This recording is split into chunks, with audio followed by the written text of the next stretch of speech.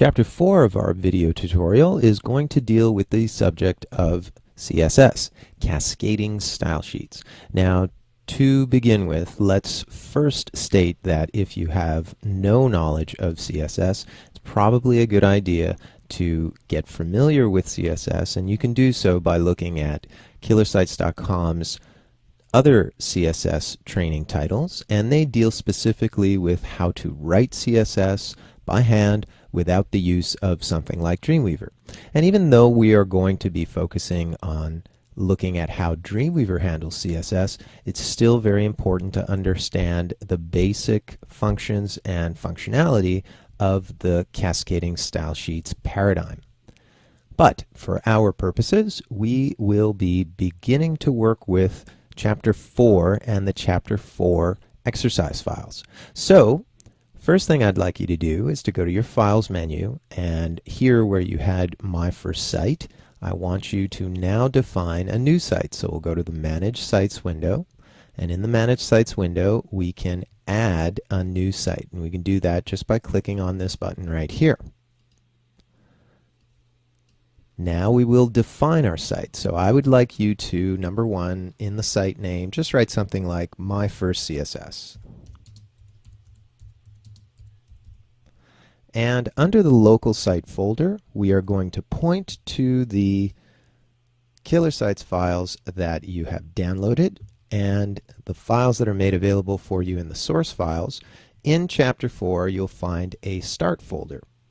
And what I'd like you to do is to just link to this Start folder. We'll choose that folder, we'll save it, click OK, and then click Done. And what you'll see is My First CSS in your Files window, and in that window you will see a CSS folder which happens to be empty. I've created a number of files for you in preparation for this exercise. And the Images folder, which follows. The index page is the beginning of our page, index.html, and there is a web folder which contains a number of other HTML files. Now, if you double click on the index.html icon, you'll notice that we are playing with our theme of Edgar Allan Poe's works, and these are from the Tales of Mystery and Imagination. And you'll notice that there are some links in here which are not actually created just yet. There is some information here on Edgar Allan Poe by James Russell Lowell, and this was written many, many moons ago in the actual 19th century, and that's where the source comes from, and I've provided you the link to that source in the Gutenberg project. And here we just have some basic text which is not styled, unformatted text. You'll notice that the other pages in the web, well, most of them are just blank, but there is one page here called pit.html. If we double click on that, you'll see this one has some text from the Pit and the Pendulum. Actually, it has the entire text here. And I'll show you why we have this one ready. Now, if you wanted to, you could actually go about building the rest of this by grabbing the Raven or the Fall of the House of Usher and bringing that in as well. Nevertheless, though, I want us to focus on the index.html page. So if you haven't opened that up already, do so. Let's look at the code view, and you'll see very simple information, little h1 tags here, paragraph, h2s, h3 tag, some other paragraphs, and there's another h3 down at the bottom as well. So this is what we're going to be working with, the unstyled version of the page. So to begin with, the first thing I want to discuss with you is a little bit of theory behind what is cascading style sheets and why do we use it? Why is it so important? Well, first and foremost, we must look back to an older method of creating style on a page, and that was way back in the 20th century. I'm talking 1995 and earlier, in fact. In order to bring color into any of the files, in the past what we had to resort to was working with something called the font tag, and this was a really bad way of styling text, and I'll show you exactly why.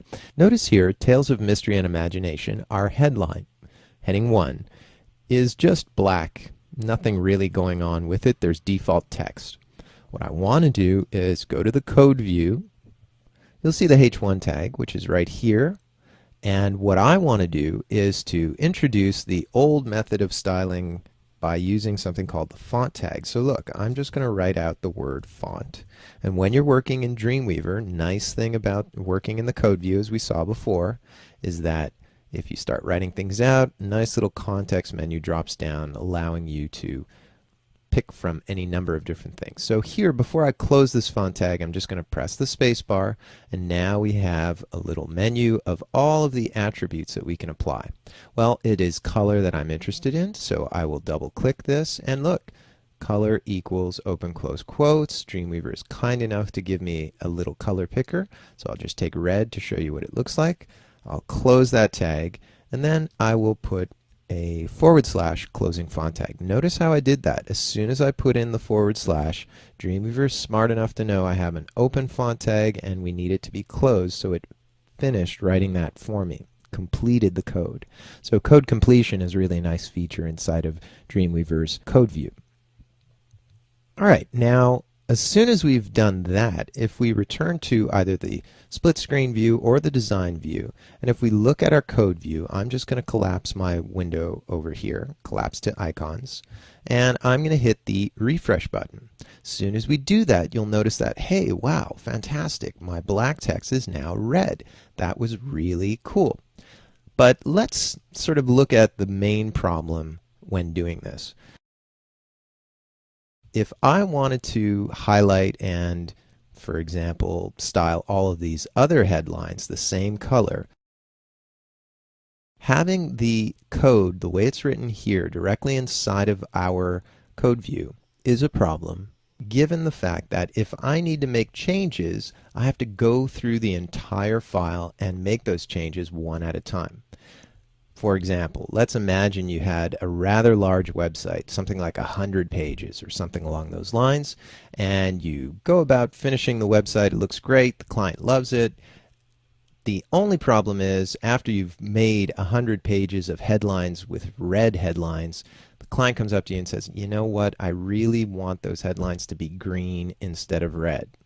Well, it doesn't seem like a big issue, but it actually is, because now what I would have to do is to go inside of all of my code, and notice what I'm doing. I'm just going to delete it here. I'll put another space bar, add the color, and then choose, for example, green. And then if I refresh this, okay, it's green. That didn't seem like it was all that bothersome, but it actually is a big deal, because if I had all of these headlines as red as well, I would have to go through all of the code that I have here on the side, and I'd have to go in and change all of those values one at a time. All right, now imagine we had 25 of those on one page. Great. And then I save that and I go to page 2, and what do you have to do? The exact same thing. I've got to go through my code, I've got to find the color, I've got to remove it and replace it with the green value. And that's page 2, and I got to go through all of the text in page 2 and do it. And then I save that, and then I got to go and do it for page 3 and page 4 and page 5. So the client's little change that they wanted actually ends up turning into this big major production. And that is something that we generally always want to avoid, right? We want to work smarter and not harder.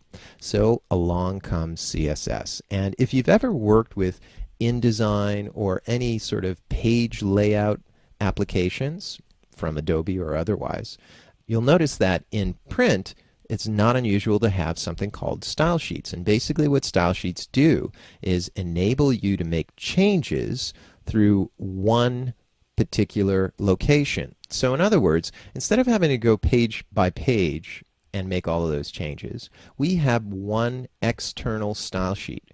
And that one style sheet is going to dictate exactly how all of our pages are going to look. So if the client comes up to us at the end of the project and says, hey, I want that to be green, well, instead of having to go through the entire thing, we just go to the external style sheet, we make one change, save one file, and that one file will update all of the 100 pages that we are working with. Really, truly advantageous. I cannot express to you how important this is. Let me just refresh that so we get back to an unstyled version. So in other words, we will have in our files menu, if I open up my icons again, one external style sheet, and that one style sheet will control all of our pages. One style sheet to rule them all, and in the darkness bind them. That's right, it's the Lord of the style sheets. So, how do we go about doing that? Well, we're going to learn about this in the next upcoming video. And before we get into the external style sheets, you're going to be seeing examples of 3 different ways of creating styles. First of all, we're going to be going through inline styles, and then we're going to look at internal styles, and then ultimately I'll be showing you how to work with external style sheets and explaining to you why that is the best of all 3 methods.